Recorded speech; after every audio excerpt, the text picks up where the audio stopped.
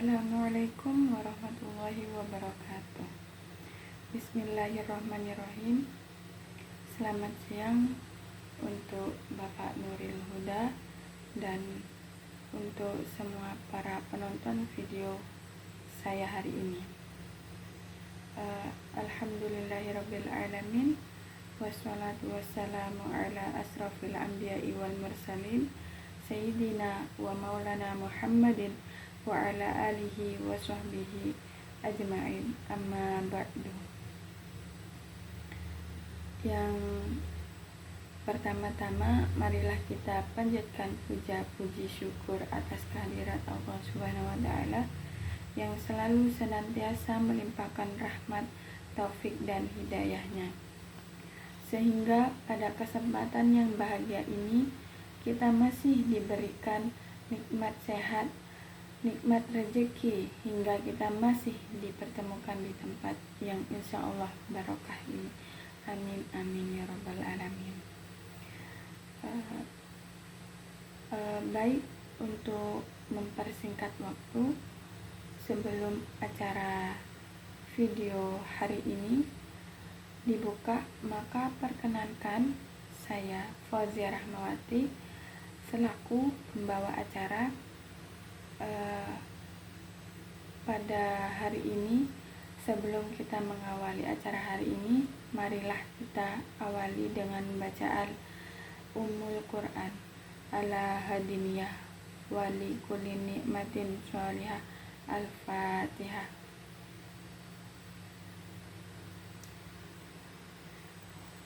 Selesai. Acara selanjutnya penyampaian materi yang pertama oleh Kak Fauzia Rahmawati. Adapun topik yang akan disampaikan tentang penyebab takut bicara. Baik, untuk materi pertama tentang penyebab takut bicara. Di sini ada tentang subbab yang berjudul trauma salah ucap. Saya akan bercerita sedikit. Pada suatu hari ada seorang KPI, tim dari sebuah perusahaan alat kesehatan yang mengatakan, bulan ini saya ada presentasi, tapi saya bingung, ujar seseorang kepala tim dari sebuah perusahaan alat kesehatan. Ia ditarik oleh perusahaan tersebut karena kemampuan niaga yang baik. Namun, ia takut tidak bisa berbicara dan ia sanggup mengeluarkan kemampuan yang luar biasa dalam berbisnis saat duduk santai. Akan tetapi ada problem, ada masalah yang saat dia presentasi. Begitu pula saya akan mendefinisikan berbicara itu apa sih? Nah, berbicara yakni daya saing yang sangat penting dalam berbisnis maupun dalam berkomunikasi, sehingga jika tidak bisa menguasainya, maka mau tidak mau akan tersingkir.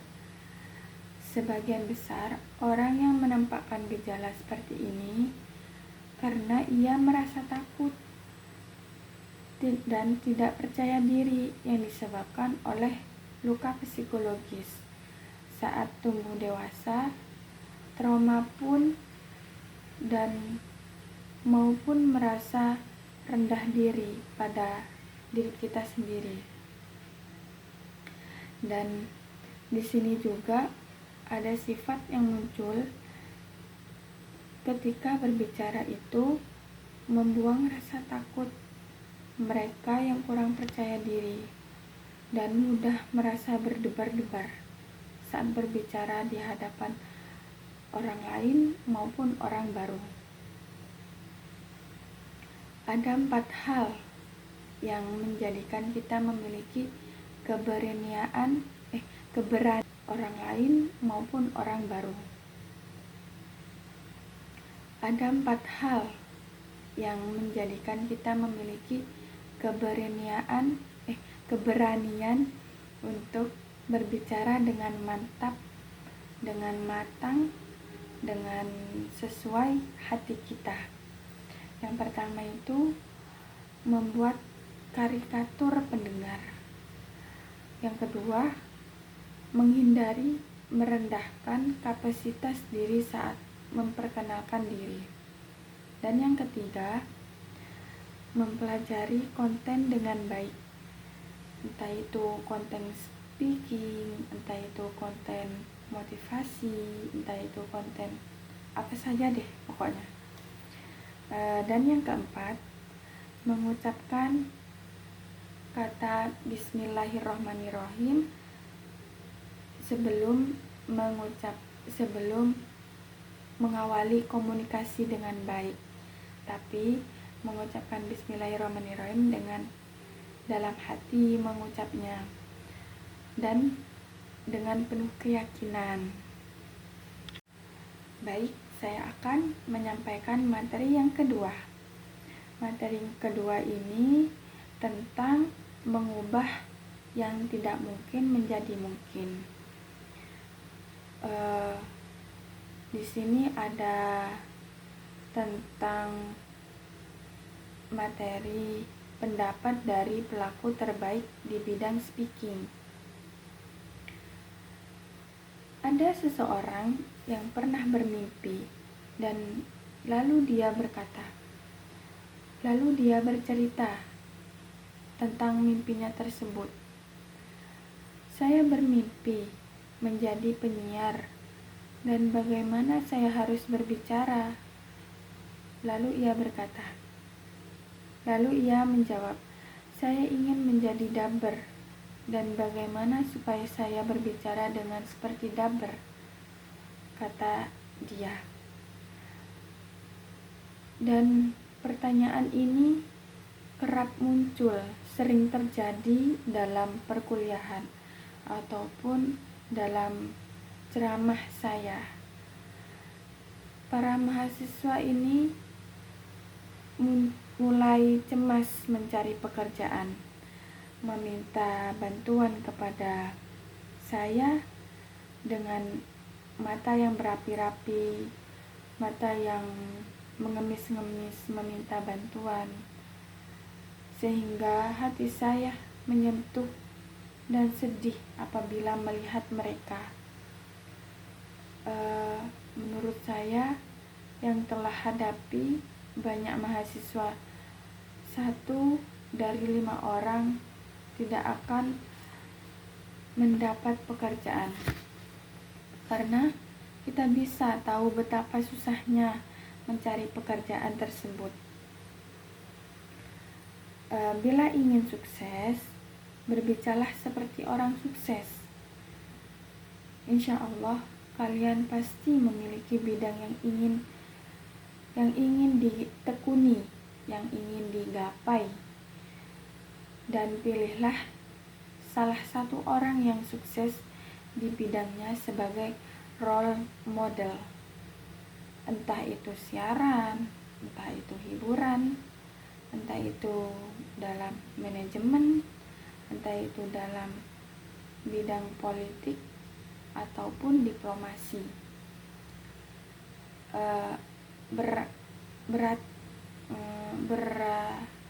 Entah itu hiburan, entah itu dalam manajemen, entah itu dalam bidang politik ataupun diplomasi.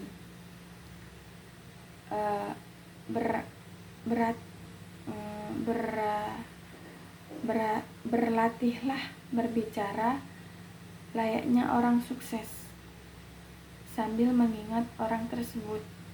Misalnya kamu, contohnya ya, saya ingin berbicara seperti layaknya Najwa Shihab.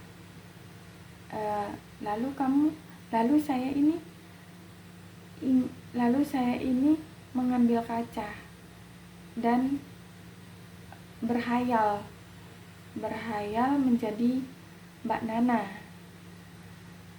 Nah kan Mbak Nana itu berbicaranya sukses, berbicaranya itu tertata dan terstruktur gitu ya. Nah itu bisalah menjadi contoh seperti Mbak Nana. Dan materi yang ketiga yakni dari orang biasa menjadi pakar speaking, pakar berbicara. Saya belajar untuk memiliki suara yang bagus. Akan tetapi, mempelajari sesuatu itu yang saya kuasai ataupun yang saya sukai, yang membuat waktu saya berlalu tanpa terasa. Dalam proses ini, saya pun bermimpi menjadi pengisi suara ataupun MC berdasarkan kelebihan yang saya miliki, yaitu suara. Untuk pertama kalinya saya memiliki mimpi yang ingin saya gapai, dan berbicara itu seakan-akan sudah terwujud. Ada tokoh penemuan yakni bernama Brian Tracy. Brian Tracy ini mengatakan bahwa bertingkah seperti orang sukses adalah kunci dari menjadi orang sukses, dan menyarankan untuk segera melakukan. Dan materi yang keempat adalah dasar percakapan. Jika mengawali percakapan atau komunikasi dengan orang lain yang belum kita kenal, dengan orang baru yang belum kita kenal, membuat Anda cemas dan membuat Anda cemas, jangan khawatir. Anggap saja Anda sedang berbicara dengan teman-teman Anda yang Anda akrabi, dan anggap saja Anda itu berbicara dengan sahabat Anda, sahabat karib Anda. Dan Anda akan merasa nyaman jika komunikasi tersebut ada kaitan, tidak ada merasa nervous ataupun khawatir, sifat khawatir. Selain sahabat, selain teman, keluarga pun, setiap hubungan itu ada jalan selalu berawal orang yang belum Anda kenal. Oleh karena itu, setiap acara sosial, setiap bersosial, ini adalah kesempatan untuk berkenalan dengan orang asing maupun dengan orang baru. Mungkin orang asing ataupun orang baru ini menjadi teman baru Anda jika komunikasinya itu nyaman, baik, begitu. Jadi, saya mempunyai pertanyaan. Pertanyaannya adalah, persiapan apa yang bisa Anda lakukan untuk menikmati acara apapun tanpa rasa cemas? Dan yang kedua, strategi apa saja yang bisa Anda terapkan untuk menikmati waktu sebaik-baiknya?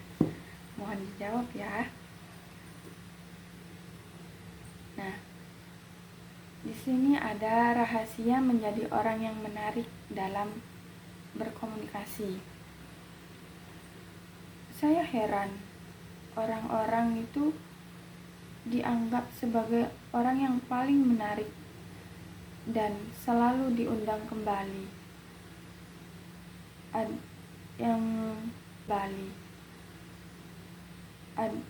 Yang tertarik pada orang lain, bukan mereka yang terus-menerus berbicara tentang diri sendiri. Akan tetapi, pasti Anda pernah mendengar kan? Dan mungkin juga pernah bertemu dengan seseorang yang seperti kata di dalam tempurung kan? Nah, Anda tidak ingin dilihat seperti itu kan? Jadi, tunjukkan rasa ingin tahu tentang seseorang. Apa itu latar belakangnya? Apa itu tentang kehidupannya? Dan apa itu kisah cintanya? Kisah cinta hidupnya. Begitu. Saya akhiri video hari ini. Semoga bermanfaat. Jika ada salah kata maupun salah ucap, harap dimaklumi. Saya masih awam, mahasiswa awam. Assalamualaikum warahmatullahi wabarakatuh. Dan selalu diundang kembali